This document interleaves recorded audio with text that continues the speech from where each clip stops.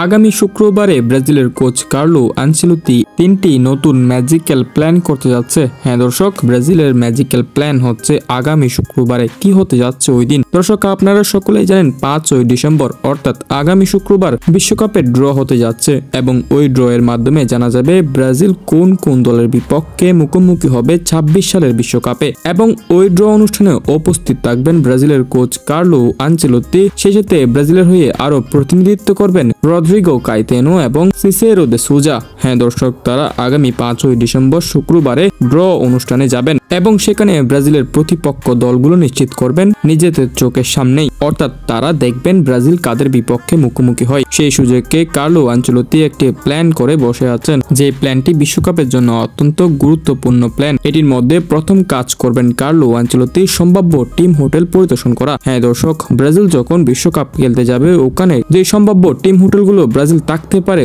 ওগুলো তিনি আগে পরিদর্শন করবেন, এগুলোর পরিবেশ কেমন তা জেনে আসবেন। এরপর 2 নাম্বার কাজ যেটি করবেন সেটি হলো সাব ভেন্যু পরিদর্শন করা। হ্যাঁ দর্শক, যে ভেন্যুগুলোতে ব্রাজিল খেলবে ওই ভেন্যুগুলোর কন্ডিশন কেমন এটাও পরিদর্শন করবেন কোচ কার্লো আনচেলত্তি। এরপর 3 নাম্বার যে কাজটি করবেন সেটা হচ্ছে ট্রেনিং গ্রাউন্ড গুলো চূড়ান্ত করা। হ্যাঁ দর্শক, ব্রাজিল কোন কোন ট্রেনিং গ্রাউন্ডে ট্রেনিং করবে ওগুলো চূড়ান্ত করে আসবেন ওই দিন এবং এটি বিশ্বকাপের জন্য একটি পারফেক্ট প্ল্যানিং। আশা করি এই প্ল্যানিং গুলো কাজে আসবে কার্লো আনচেলত্তির এবং বিশ্বকাপের জন্য কঠোর প্রস্তুতি নিয়ে কার্লো আনচেলত্তি রওনা দিবেন।